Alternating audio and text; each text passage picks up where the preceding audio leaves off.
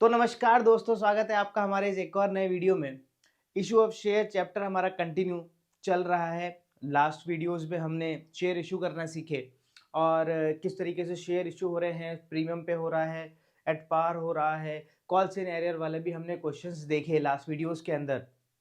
अब जो वीडियो हम बनाने वाले हैं इसके ऊपर ये बनने वाला है, ये क्लास हमारी रहने वाली है जो कॉल इन एरियर होगी, उस कॉल इन एरियर को हम उन लोगों के शेयर क्या कर लेंगे, फॉरफीट कर लेंगे। तो ये क्लास रहने वाली है फॉरफीचर ऑफ शेयर टॉपिक के ऊपर। तो दोस्तों ये फॉरफीचर होता क्या है? देखो ऐसा है कि तुमने कॉल इन एरियर तो देखा ही। कॉल इन एरियर में हो क्या रहा है कि कुछ ऐसे लोग हैं या कुछ ऐसे इन्वेस्टर्स हैं, कुछ ऐसे शेयर होल्डर्स हैं जिन्होंने हमें पैसा नहीं दिया, हमने उनसे पैसा मांगा और उन्होंने हमें पैसा नहीं दिया, वो कॉल्स इन एरियर कहलाती है। अब कंपनी उनके खिलाफ कुछ एक्शन ले रही है। कई बार तो क्या होता है कि कंपनी पैसा मांगती है और कोई इन्वेस्टर अगर पैसा नहीं दे पाता है तो वो कुछ समय बाद उसका पैसा दे देता है, तो कोई दिक्कत ही नहीं है। पर कई बार ऐसा होता है कि वो जो शेयर होल्डर है वो पैसा दे ही नहीं रहा है, तो कंपनी उसके खिलाफ कुछ एक्शन लेती है। तो कंपनीज एक्ट 2013 उसको कंपनी को एक राइट देता है कि अगर कोई शेयर होल्डर पैसे देने से इनकार कर रहा है या अब वो पैसे नहीं दे रहा है, तो कंपनी के पास में राइट है कि वो उसके शेयर फॉरफीट कर सकती है। फॉरफीट करने का मतलब हो गया जब्त करना। तो दोस्तों आप लोगों ने अपने आसपास में ये जरूर सुना होगा कि भैया मैं एक असेट परचेस करके लेके आया हूँ फाइनेंस पे। ये फाइनेंस वर्ड तुमने बहुत सुना होगा। होता क्या है इसके अंदर कि मुझे कोई एसेट परचेस करनी है, मुझे बाइक परचेस करनी है, मेरे पास में अभी 1.5 लाख रुपए की बाइक है और मेरे पास में अभी 1.5 लाख रुपए नहीं है, मेरे पास में अभी सिर्फ 30,000 रुपए या 40,000 रुपए ही है और मुझे बाइक परचेस करनी है। तो बहुत सारी कंपनीज होती है, जैसे तुमने बजाज फाइनेंस का नाम सुना होगा, है ना, और भी बहुत सारी कंपनीज है जो कि फाइनेंस का काम करती है। तो वो क्या करती है, कंपनी आपको फाइनेंस करती है, आपको बोलती है आप खरीदो, हम आपको पैसे देंगे, जितने पैसे आपके कम पड़ रहे हैं हम आपको देंगे और आप हमें बाद में इंस्टॉलमेंट में धीरे धीरे क्या करते रहना, उसकी पेमेंट करते रहना। तो ऐसा ही होता है कि हम क्या करते हैं, फाइनेंस कंपनी से फाइनेंस ले लेते हैं और पेमेंट करके हमारी एसेट परचेस कर लेते हैं और धीरे धीरे हम क्या करते जाएंगे, उसका पैसा चुकाते जाएंगे उस कंपनी को। जिस टाइम उसकी सारी की सारी पेमेंट उस कंपनी को हो जाएगी, उस टाइम से वो बाइक हमारी हो जाएगी। अब होता क्या है इसके अंदर, एक कंडीशन ये भी होती है कि अगर आपने पेमेंट नहीं करी तो क्या होगा। अगर आपने इंस्टॉलमेंट की पेमेंट नहीं करी तो वहां से वो एक वार्निंग मेल भेजते हैं आपको कि भैया आपकी जो है जो इंस्टॉलमेंट है वो ड्यू हो गई है और आपने अभी तक उसको डिपॉजिट नहीं कराई है, आप इस डेट तक उसको डिपॉजिट करा दीजिए वरना हम आपके अगेंस्ट में कोई ना कोई एक्शन लेंगे। अगर आपने वहां पर उसकी इंस्टॉलमेंट की पेमेंट नहीं करी तो कंपनी के पास में ऑप्शन है कि वो आपकी वो असेट उठा के ले जाएंगे। अब उस असेट पे राइट किसका होगा, उस कंपनी का होगा जिस कंपनी ने आपको क्या करा है, फाइनेंस करा है, और वो आपकी वो असेट उठा के ले जाएंगे। अगर वो बाइक है तो वो बाइक उठा के ले जाएंगे और फिर बाद में उसको रीसेल कर देंगे दोबारा से। यही सेम का सेम काम यहां पर भी हो रहा है। मतलब कंपनी ने शेयर बेचे शेयर होल्डर को, शेयर होल्डर ने शेयर परचेस कर लिया, फिर आपको इंस्टॉलमेंट में मतलब एप्लीकेशन पे, अलॉटमेंट पे, फिर फर्स्ट कॉल पे और सेकंड कॉल पे, इस तरीके से कंपनी क्या करती है, आपसे पैसा मांगती है। अब आपने एप्लीकेशन का तो पैसा दे दिया, हो सकता है आपने अलॉटमेंट का भी पैसा दे दिया हो, पर आपने फर्स्ट कॉल का पैसा नहीं दिया या आगे आने वाली कॉल्स का पैसा नहीं दिया, तो कंपनी के पास में राइट है कि कंपनी क्या करे, उसके शेयर फॉरफीट कर ले, मतलब जब्त कर ले, मतलब उठा के ले आए। अब इससे होगा क्या, इससे होगा ये कि कंपनी के पास में उसका शेयर भी आ गया और अब कंपनी के पास में ऑप्शन है कि वो कंपनी क्या कर दे, जैसे इंश्योरेंस कंपनी और जो फाइनेंस कंपनी है वो क्या कर रही है, उस असेट को रख के क्या करेगी, उस असेट को दोबारा सेल कर देती है मार्केट के अंदर। ऐसे ही कंपनी भी क्या करती है, वो शेयर फॉरफिट कर लेती है और फॉरफिट करने के बाद में क्या करती है, उसको दोबारा मार्केट में किसी और इन्वेस्टर को, किसी और शेयर होल्डर को क्या कर देती है, सेल कर देती है। तो ये पूरा का पूरा कंसेप्ट है कि शेयर फॉरफिट क्यों किए जाते हैं, किस लिए किए जाते हैं, शेयर फॉरफिट कैसे होंगे, उसकी जनरल एंट्रीज अभी हम देख लेंगे और शेयर फॉरफिट करने के बाद में उसका री इशू भी किया जाता है, वो भी देख लेंगे। तो एक क्वेश्चन बना लेते हैं और एक क्वेश्चन करके देख लेते हैं कि जनरल एंट्री किस तरीके से बनेगी यहाँ पर। तो देखिए एक क्वेश्चन बनाते हैं हम। इसमें एक कंपनी है XYZ लिमिटेड और कंपनी के पास में कितने शेयर्स हैं, अपन एक काम करते हैं 50,000 शेयर्स कर लेते हैं। कंपनी के पास में 50,000 शेयर्स हैं और शेयर्स है भैया 10 रुपए वाले ईच के शेयर्स है और कंपनी ने क्या करा है, इसको प्रीमियम पर इशू करा है। हम मान लेते हैं कि जो प्रीमियम है वो कितने रुपए है, 2 रुपए प्रीमियम है, तो 2 रुपीज प्रीमियम पे हमने 12 रुपए में क्या करा है, हमारे शेयर्स यहाँ पर इशू करे हैं। तुम इसको ये सेम क्वेश्चन हमारा प्रोराटा अलॉटमेंट में भी आ जाता है। तो पहले अपन प्रोराटा अलॉटमेंट की बजाय हम देख लेते हैं कि एट पार के अंदर अगर ये क्वेश्चन आया है तो किस तरीके से सॉल्व होगा। प्रोराटा अलॉटमेंट में थोड़ी सी कॉम्प्लिकेशन बढ़ जाती है, थोड़ी कैलकुलेशन बढ़ जाती है, और कुछ नहीं होता। जनरल एंट्री तो वही है जो अपन अभी करवाएंगे, बस थोड़ी कैलकुलेशन करने के तरीके में थोड़ा फर्क आ जाता है। तो देखिए हमें 50,000 एप्लीकेशन ही क्या हो गई है, रिसीव हो गई है। और आगे क्वेश्चन में आपको बोलेगा कि एक शेयर होल्डर है जिसके पास में कितने शेयर्स हैं, 100 शेयर हैं, और लिखा आएगा कि फेल्ड टू पे अलॉटमेंट और फर्स्ट कॉल और जो भी है। तो एक शेयर होल्डर है जिसके पास में 100 शेयर है और उसने अलॉटमेंट एप्लीकेशन दे दिया और उसने अलॉटमेंट दे दिया, बाकी इसके अलावा उसने कुछ भी नहीं दिया। यानी जो उसकी कॉल्स इन एरियर है वो है किसकी, फर्स्ट कॉल की और सेकंड कॉल की। या फिर अपन सेकंड कॉल क्यों बनाते हैं, अपन फर्स्ट कॉल ही बना लेते हैं, ठीक है। फर्स्ट कॉल की क्या है, कॉल्स इन एरियर है उसकी। अच्छा हमने ये तो लिखा ही नहीं कि कितना मांगा, चलो ऐसे मांग लेते हैं। हमने 3 रुपीज मांगे, 3 रुपीज, 5 रुपीज, और अब कितने बच जाते हैं, 4 रुपए। इस तरीके से हमारा 12 रुपए कंप्लीट हो गए। तो देखो अब हम क्या करेंगे, यहाँ पर कॉल्स इन एरियर की भी जनरल एंट्री करेंगे। साथ ही साथ में आप लोगों को पता ही है कि जनरल एंट्री में बहुत छोटा सा चेंज आता है कॉल्स इन एरियर के अंदर। तो अपन जनरल एंट्री करके देख लेते हैं और उसको समझ लेते हैं क्या होगा।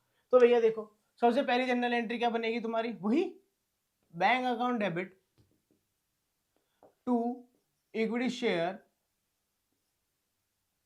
एप्लीकेशन। कितने शेयर है भैया, 50,000 शेयर्स के लिए एप्लीकेशन आई है और हमने मांगे कितने, 3 रुपए। तो ये कितना हो जाएगा, 1.5 लाख रुपए। यहां पर आ गए भैया खुशी खुशी 1.5 लाख रुपए। चलो आगे देख लो सेकंड। अब हम क्या करेंगे, इस पैसे को कहां ट्रांसफर करेंगे, कैपिटल में ट्रांसफर करेंगे। Equity share application account debit to equity share capital. यहां पर कितना पैसा, पूरा का पूरा 1.5 लाख रुपए तुम्हारा कहां ट्रांसफर हो जाएगा, कैपिटल में ट्रांसफर हो जाएगा। अब देखो आगे बात करते हैं अब हम अलॉटमेंट की। तो जब अलॉटमेंट की बात की जाएगी तो फिर से हम पहले क्या करेंगे, ड्यू करेंगे। तो ये आ जाएगा equity share allotment account debit to equity share capital मेरे दोस्तों। और यहाँ पर ध्यान रखना कि सिक्योरिटी प्रीमियम भी यहाँ पर इंक्लूडेड है। अगर क्वेश्चन में आपको मेंशन नहीं करता है कि आपने जो प्रीमियम का पैसा है वो कब मांगा है, तो हम मान लेंगे कि वो पैसा कब मांगा गया है, अलॉटमेंट के समय मांगा गया है। तो 2 रुपए है तो 3 + 2 हो जाएगा, ये 3 रुपीज तो कैपिटल के और 2 रुपए हो जाएंगे आपके सिक्योरिटी प्रीमियम के। तो यहाँ पर हो जाएगा 2 सिक्योरिटी प्रीमियम। यहां पर देखिए कितना है, 50,000, 50,000 इंटू 3, और यहाँ पर हो जाएगा 50,000 इंटू 2। ये आ रहा है आपका 1,50,000 और यहाँ पर हो जाएगा आपका 1 लाख, ये आ जाएगा 2,50,000। तो टोटल आप अलॉटमेंट पे ड्यू कितना कर रहे हैं, 2,50,000, जिसमें से 1,50,000 तो कैपिटल का है और 1 लाख हो गया आपका प्रीमियम का। क्या अलॉटमेंट पे कोई भी कॉल्स इन एरियर हुई है, नहीं मेरे दोस्तों, अलॉटमेंट पे कोई कॉल्स इन एरियर नहीं हुई है। हमारी कॉल्स इन एरियर हुई है फर्स्ट कॉल के ऊपर। तो आगे बढ़ते हैं और बिना किसी दिक्कत के खुशी खुशी बैंक की एंट्री कर देते हैं। Bank account debit to equity share allotment, और इस तरीके से हमारे 2.5 लाख रुपए हमें मिल चुके हैं। चले आगे बढ़ते हैं, आगे बढ़ेंगे सॉरी आगे बढ़ेंगे तो आएगा हमारा फर्स्ट कॉल। और फर्स्ट कॉल पे फिर से हम क्या करने वाले हैं, यहाँ पर ड्यू की एंट्री करने वाले हैं। तो वो आपकी बनेगी equity share first and final call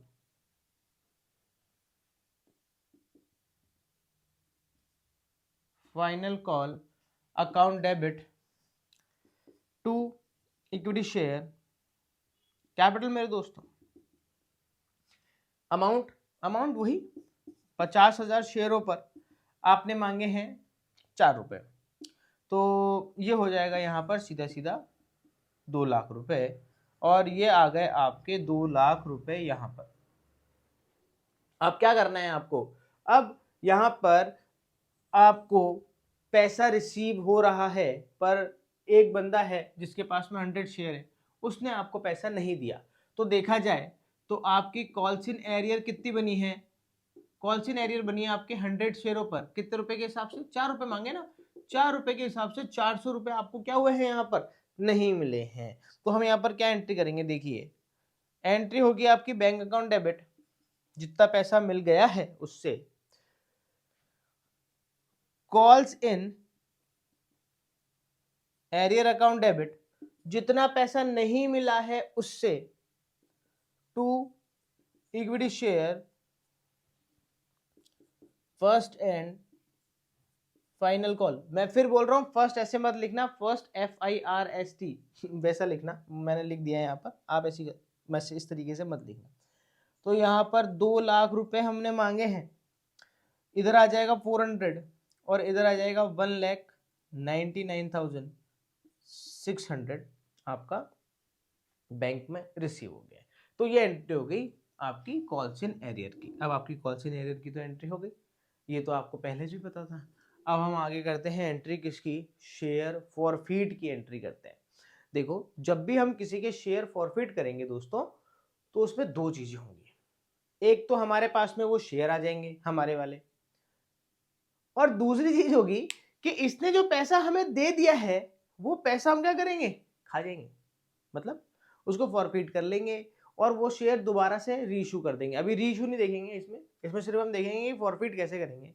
तो देखो जब हम मार्केट में शेयर देते हैं तो ये कैपिटल को क्या करते हैं, क्रेडिट करते हैं कि नहीं करते हैं, क्यों, क्योंकि हमारी कैपिटल क्रिएट हो रही है। यहां पर जब हम हमारे शेयर वापस ले लेंगे तो वो हमारे कैपिटल से उसको हटाना पड़ेगा, कैपिटल का पार्ट अब वो नहीं है, क्योंकि हमने वो शेयर क्या कर लिया, हमारे वापस ले लिए। तो इसीलिए जो एंट्री स्टार्ट होगी वो एंट्री स्टार्ट होगी किससे, इक्विटी शेयर कैपिटल से, इक्विटी शेयर कैपिटल से स्टार्ट होगी। क्यों, क्योंकि अब हमारी कैपिटल को क्या कर रहे हैं, हम कम कर रहे हैं, उतने शेयरों से कम कर रहे हैं जितने शेयर क्या कर रहे हैं, हम फॉरफीट कर रहे हैं। देखो जब भी कैपिटल बढ़ती है तो कैपिटल क्रेडिट होती है, और अगर हमें कैपिटल को कम करना है तो उसको डेबिट करना पड़ेगा, सीधी सी बात है, ठीक है। तो इक्विटी शेयर कैपिटल अकाउंट क्या हो जाएगा, यहाँ पर डेबिट हो जाएगा, और कितनी अमाउंट से होगा भैया, 100 शेयर से कितने रुपए वाले, 10 रुपए वाले, तो यहाँ पर 1000 रुपए से क्या हो रहा है, वो डेबिट हो रहा है, ठीक है। अब उसके बाद क्या करना है आपको, उसके बाद आपको यहाँ पर सबसे पहले लिखना है जो पैसा उसने दे नहीं दिया है, सबसे पहले हम वो लिखेंगे। तो हम यहाँ लिखेंगे टू कॉल्स इन एरियर। तो उसने कितना पैसा नहीं दिया, उसने हमें 400 रुपए नहीं दिए, तो हम यहाँ पर लिख देंगे क्या, 400 रुपए। इसके बाद हम लिखेंगे जो पैसा उसने दे दिया है। अब उसने हमें क्या दे दिया, उसने हमें एप्लीकेशन दे दी, उसने हमें अलॉटमेंट दे दिया। तो जो टोटल 6 रुपए, टोटल 10 रुपए जो हमने उससे मांगे थे, अब आप बोलोगी कि 12 रुपए मांगे थे, 10 रुपए थोड़ी ना मांगे थे। देखो ऐसा होता है कि अगर उसने प्रीमियम का पैसा दे दिया, अगर उसने प्रीमियम का पैसा दे दिया, प्रीमियम की कॉल्स इन एरियर नहीं करी उसने, तो हम यहाँ पर ये जो फॉरफीट वाली एंट्री है, इस फॉरफीट वाली एंट्री में प्रीमियम को कहीं पर भी नहीं दिखाएंगे, खा जाएंगे ऊपर के ऊपर ही, ऊपर के ऊपर खा जाएंगे, उसको यहाँ पर एंट्री में दिखाएंगे ही नहीं। यहाँ पर हम कब दिखाएंगे सिक्योरिटी प्रीमियम को, जब वो सिक्योरिटी प्रीमियम की भी क्या कर देगा, कॉल्स इन एरियर कर देगा। अगर उसने सिक्योरिटी प्रीमियम का पैसा भी नहीं दिया है तो हम यहाँ पर दिखाएंगे सिक्योरिटी प्रीमियम को। अगर उसने सिक्योरिटी प्रीमियम का पैसा दे दिया है तो ध्यान रखना, उसे ऊपर ही ऊपर खा जाना, यहाँ पर एंट्री में दिखाने की कोई भी जरूरत नहीं है। तो देखो इसलिए मैं तुम्हें बोल रहा हूं कि यहाँ पर हमने कितना पैसा मांगा, 10 रुपए ही मांगा, 12 रुपए की 12 रुपए से हम एंट्री नहीं करेंगे। तो अब हम यहाँ लिखने वाले हैं जितना पैसा उसने दे दिया। अब हम यहाँ पर क्या करके लिखेंगे, यहाँ हम करके लिखेंगे to share forfeit, share forfeited. हम क्या कर रहे हैं, जितना पैसे हमें मिल गया है ना, उस सारे के सारे पैसे को क्या कर रहे हैं, फॉरफिट कर रहे हैं, जब्त कर रहे हैं, और उसे एक अकाउंट में डाल रहे हैं जिसका नाम रख दिया हमने शेयर फॉरफिट अकाउंट। और यहाँ पर उसने हमें दे दिए बाकी के बचे हुए 6 रुपए, यानी 100 रुपए पर 6 रुपीज के हिसाब से 600 रुपीज उसने क्या करे हमें वापस दे दिए शेयर फॉरफिट। अब ये शेयर फॉरफिट अकाउंट है क्या भैया? शेयर फॉरफिट अकाउंट क्या होता है? हमने उसका पैसा जो जब्त कर लिया है, हम इस पैसे को आगे काम में ले सकते हैं कुछ स्पेशल वर्क्स के लिए। ये कुछ स्पेशल चीज़ों के लिए ही काम में लिया जाता है, इसके अलावा और किसी चीज़ों में काम में नहीं लिया जाता। इसके लिए एक काम ये भी है कि जब हम इस शेयर को री इशू करेंगे तो हो सकता है कि हम इस शेयर को कम प्राइस में इशू करें, क्योंकि ये हम दोबारा री इशू कर रहे हैं ना, ये फ्रेश इशू तो है नहीं। हम क्या कर रहे हैं, हमारे शेयर फॉरफिट करे थे हमने, हमारा ही माल दोबारा फॉरफिट करा और उसी को हम क्या कर रहे हैं, वापस बेच रहे हैं। तो एक तरीके से सेकंड हैंड वाली बात नहीं हो गई। तो सेकंड हैंड वाली चीजें भैया सस्ती बिकती है कि नहीं बिकती है? सस्ती बिकती है। तो ऐसा ही हो सकता है कि कंपनी क्या करे, इस शेयर को 10 रुपए का शेयर है और उसको 10 रुपए में ना बेच के कितने में बेचे, 8 रुपए में बेचे। तो डिस्काउंट में बेच रही, सस्ते में बेच रही, बोल रही सेकंड हैंड माल है भैया ले जाओ 8 रुपए के अंदर। तो ये जो 2 रुपए का कंपनी को लॉस हो रहा होगा, ये जो 2 रुपए का कंपनी ने डिस्काउंट दिया है, इस डिस्काउंट की अमाउंट की रिकवरी कंपनी कहां से करेगी? ये जो शेयर फॉरफिटेड में पैसा पड़ा है, इस पैसे से क्या करेगी, उसकी रिकवरी कर लेगी। कंपनी अपना इंतजाम बैठा के रखती है भैया कि हमें लॉस नहीं होना चाहिए बिल्कुल भी, पर उसको जर्नल एंट्री में किस तरीके से दिखाना है वो यहाँ पर आपको देखना पड़ेगा। तो देखो यहाँ पर जनरल एंट्री भी दो तरीके से बन सकती है। एक हमने जनरल एंट्री क्या बनाई, सबसे पहले हमने क्या करा, इक्विटी शेयर कैपिटल को डेबिट करा। इक्विटी शेयर कैपिटल डेबिट क्यों हुआ है? क्योंकि हमारी कैपिटल क्या हो रही है, अब कम हो रही है। तो कम करने के लिए हमने क्या करा, कैपिटल डेबिट करा। उसके बाद में हमने सबसे पहले क्या लिखा, जो कॉल्सिन एरर हुई है वो। उसके बाद में हमने क्या करा, जो पैसा उसने दे दिया है वो। ये जनरल एंट्री में एक और जनरल एंट्री भी बन सकती है। वो डिपेंड करता है कि आप यहाँ पर जब वो कॉल्सिन एरियर करता है तब कॉल्सिन एरियर दिखाते हो या नहीं दिखाते हो। लास्ट वीडियो में भी मैंने आपको बताया था, जब कॉल्सिन एरियर वाला वीडियो था तो उसमें मैंने बोला था कि कॉल्सिन एरियर को जनरल एंट्री करने के दो तरीके हैं। या तो आप कॉल्सिन एरियर लिख के बताएंगे अलग से, या फिर आप कॉल्सिन एरियर लिख के अलग से नहीं बताएंगे, आप क्या कर देंगे, डायरेक्टली अमाउंट में से क्या कर देंगे, उसको डिडक्ट कर देंगे। तो अगर आपने यहाँ पर कॉल्सिन एरियर मान लीजिए नहीं लिखा है, आपने सीधे ही क्या लिख दिया, bank account debit to equity share first and final call, और आपने एंट्री कर दी 1,99,600 रुपीज से। अगर आपने ऐसा करा है तो यहाँ पर एंट्री में छोटा सा बदलाव करना पड़ेगा। और वो बदलाव क्या होगा, वो बदलाव होगा, देखो, equity share capital account debit, बिल्कुल ऐसा का ऐसा 1,000। कॉल्सिन एरियर, क्योंकि आपने कॉल्सिन एरियर यहां नहीं लिखा, तो कॉल्सिन एरियर आपको यहां भी नहीं लिखना है। आपको अब क्या लिखना है, आपको लिखना है कि जो आपकी कॉल्सिन एरियर जिस समय हुई है उसका नाम लिख दो। यानी आपका कॉल्सिन एरियर अगर अलॉटमेंट पे कॉल्सिन एरियर हुआ है तो यहाँ लिख दो टू इक्विटी शेयर अलॉटमेंट। इस क्वेश्चन में हमारी कॉल्सिन एरियर किस पे हुई है, फर्स्ट कॉल पे हुई है, तो हम यहाँ पर क्या लिख देंगे, to equity share first and final call. और उस कितने से, वही 400 से।